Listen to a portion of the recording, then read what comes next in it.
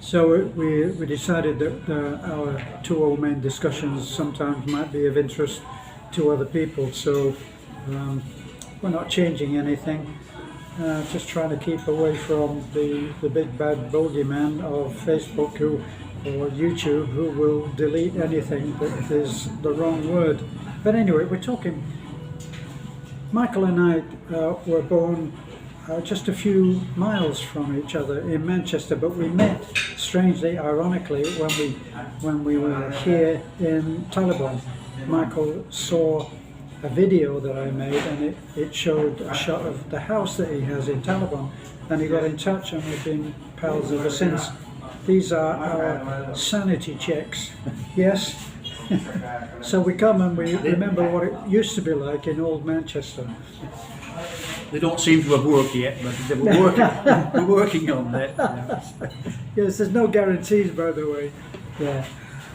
So. But Michael, I know that when I was in California, I actually did make friends with the chief of a particular fire station, and he took me in to the fire station, and I saw the kind of camaraderie that exists between firemen.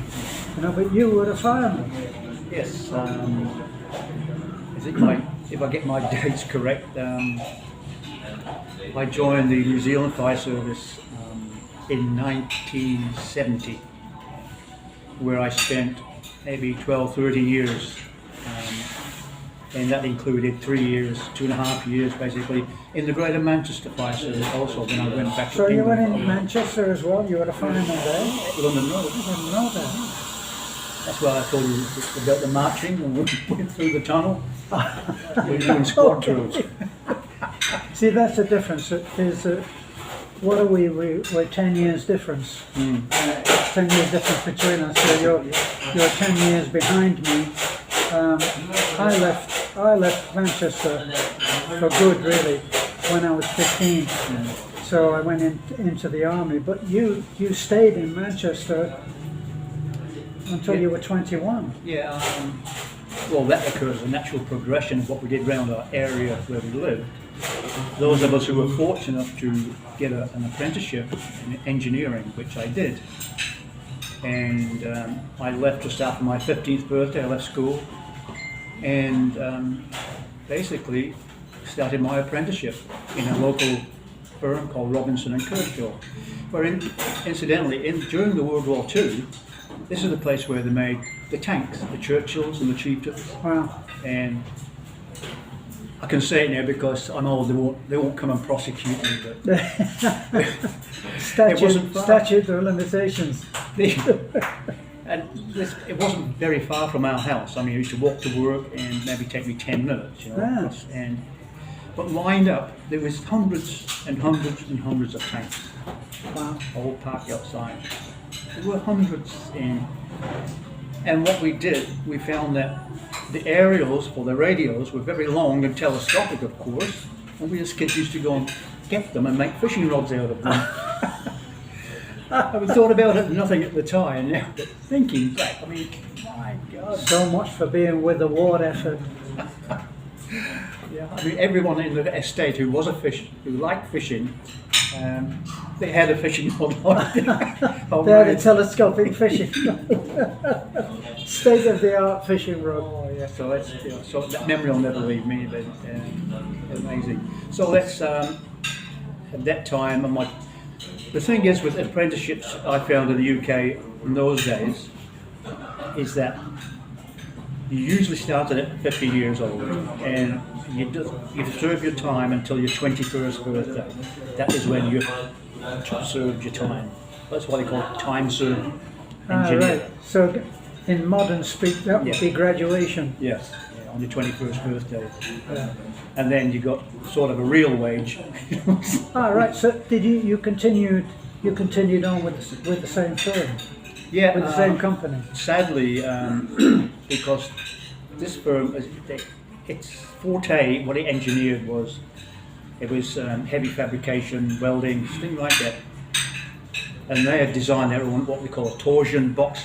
We used to build big overhead cranes, and especially for steel mills, like the ones in Sheffield and Wales. Right. And and then someone bought them out, a competitor, and then all the apprentices got kicked out, you know. Oh, wow. So I finished not finished it off, but at another engineering firm. But then I got home one night and Dad said, Michael, read this evening news article here. And it was headlined, "Come and live in sunny New Zealand." So I did.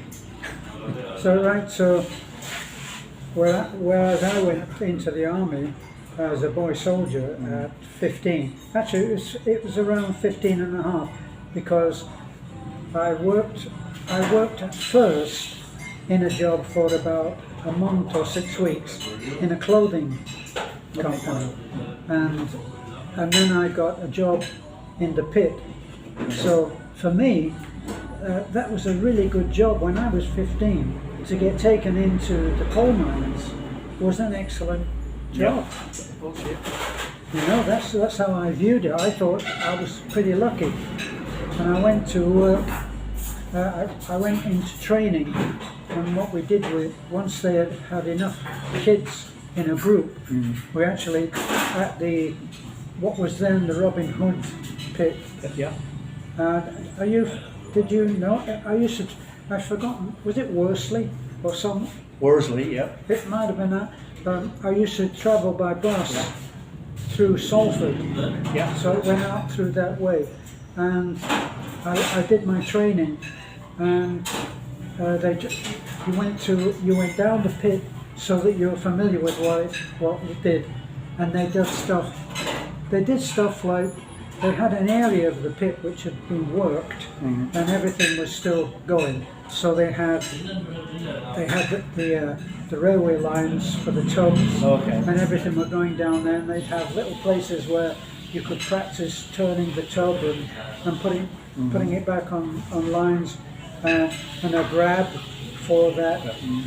There used to be like a thick cable would go along the ground. And it was quite dangerous because it used to have, on the cable, it used to have these pieces of broken cable.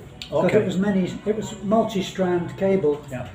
That could take your finger or even your hand off. And I used to see the instructors that helped us, they all had blue scars. Yeah. There's always something wrong with them. And fingers and thumbs missing. So they'd all lived through it, you know, but we used to be there, and often they turned all of the lights off. We all had lights in the helmets, and everybody would have that off, and you would experience total darkness. And for a lot of people that would freak them out. And we used to hear about accidents that had happened at that pit, but when you're a kid you don't think anything like that is going to happen to you. Yeah, that's right. We're all 10 feet tall and bulletproof, aren't we, at that age? Yeah. We know it all. And that was the truth. Right. But yeah, we all, the nearest coal mine for our area was the Snipe pit near Openshaw, just before you get into Manchester. See, there's the difference between your recollections and mine, as we were talking about before, that your recollections are ultimately as a 21-year-old, as an adult, whereas I was just a kid and coming virtually straight from school. What do you know? Nothing. Only that you're bulletproof. Well, you should keep telling yourselves that, because even the apprenticeship, I mean, the workshop, it was a double thing that it was probably from one end of the other, it was probably about 250 meters. It was huge factory, and it's amazing to think that it was no cakewalk being a 15-year-old in a brand huge, workshop. there were some pretty tough bloody times. Yeah. No one showed you any, because you're little and young, you see. You were brought up ruthlessly. Even You know? well, it set me up for life, that 7-year apprenticeship, 6 years, 7 Yeah. years. And it set the foundation. And actually, I still think back to a lot of those days in my apprenticeship. I learned so much, and I learned respect because I saw respective behaviour. Yeah. And yes, you were teased and tormented, like, hey, go for a long stand outside the foreman's hut, so go and fetch me a bucket of steam, sort of thing. A sky hook. Go and get a sky hook. Oh, God, yeah. That's where you learned about the return spring. If you borrowed a tool, say don't forget it's got a return spring. Yeah, we progressed from there, and having come to New Zealand, don't forget it's a boomerang. Right. Well, I can actually remember the feeling which eventually became when we were going down.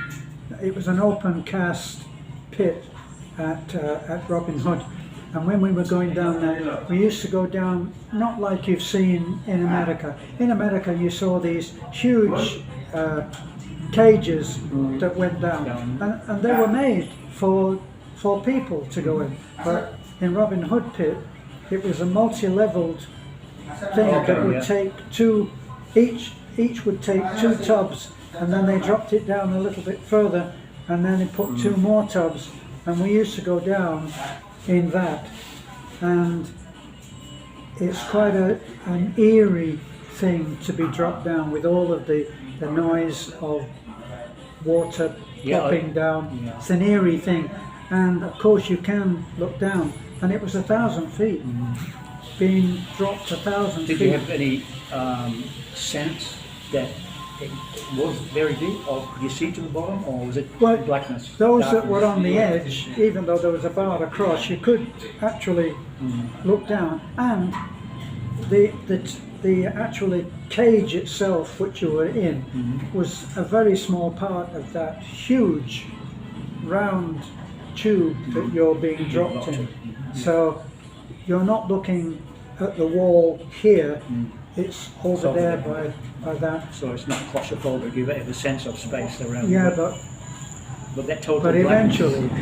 eventually I began. At first it was actually an incredible experience. But after a while, when you go down there, you have the main shaft that's coming up from the coal face, and that's permanent, and they extend in the various areas. And you'll see when you were walking there, you would stay away from the cable which is on the ground. Yeah. Sometimes an overhead cable, right? So that the tubs, this was what we call tubs, little things that carry the coal, and the cable would go across it like this. Yeah.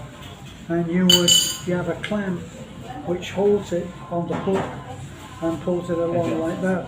So we did see that, but we saw places where the sheer weight onto the fabrication. I mean, there's a fabrication like this, like a hoop, and you would see where it had dropped with the weight of the coal in the bucket. And back then they actually were still using wooden pit props.